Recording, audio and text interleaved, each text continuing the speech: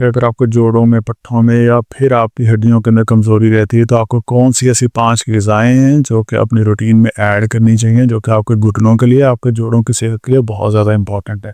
घुटनों में दर्द होने की एक बहुत बड़ी वजह होती है जिसे हम आर्थराइटिस कहते हैं, घुटनों की ग्रीस कम हो जाना। जब कभी भी हमारे घुटनों में ग्रीस कम हो जाए, तो जब हम अपने एक्स-रे करवाते हैं, नॉर्मली हमारे एक्स-रे इस तरह के होने चाहिए कि हमारी हड्डियों के बीच में खला होना चाहिए, ताकि जब हम मूवमेंट करें, जब हम चलें-फिरें, तो हमारी ऊपर और नीचे वाली हड्डी आपस में ना रगड़े या फिर इसके ऊपर किसी भी किस्म की फ्रिक्शन नहीं आनी चाहिए। लेकिन जब हम अपना एक्स-रे करवाते हैं, एक्स-रे के अंदर हमारे एक्स-रे इस तरह के आ जाते हैं, हमारी हड्डियाँ आपस में जुड़ जाती हैं, इनके बीच का जो गैप है वो कम हो जाता है और ये हमें कुछ इस तरह से नज़र आता है। कुछ लोगों के टोटली दोनों हड्डियाँ आपस में जुड़ी हुई होती हैं, बोन ऑन बोन होता है, और कुछ लोगों के अंदर ये होता है कि एक साइड के ऊपर इस तरह के इश्यूज़ आ सकते हैं, और इस इशू को हम कहते हैं आर्थराइटिस, या फिर जो जोड़ होता है इस तरह का, उसे हम आर्थराइटिक नी जॉइंट कहते हैं। अब इसको ठीक करने के लिए हमने फोकस करना है ऐसी ग़िज़ाओं के ऊपर जो कि हमारे घुटनों के बीच में मौजूद, जिसे हम कार्टिलेज कहते हैं, इसकी रिपेयर कर सके। तो सबसे पहली जो चीज़, जब भी हमें ये वाला मसला है, हम अपने डॉक्टर के पास जाते हैं, तो डॉक्टर जो सबसे पहली चीज़ देते हैं वो देते हैं हमें कैल्शियम।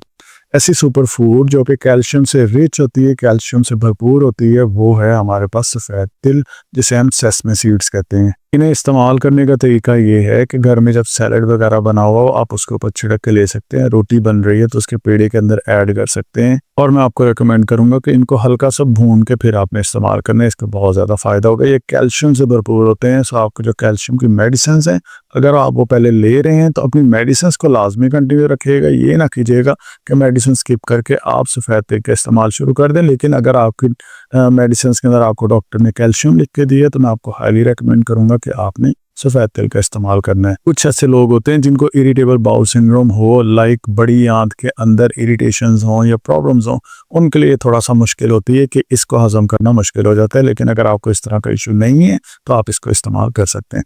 नंबर 2 जो हमें खाना चाहिए जो कि कार्टिलेज के रिपेयर के लिए, वो है हड्डियों का शोरबा, जिसे हम बोन ब्रोथ कहते हैं।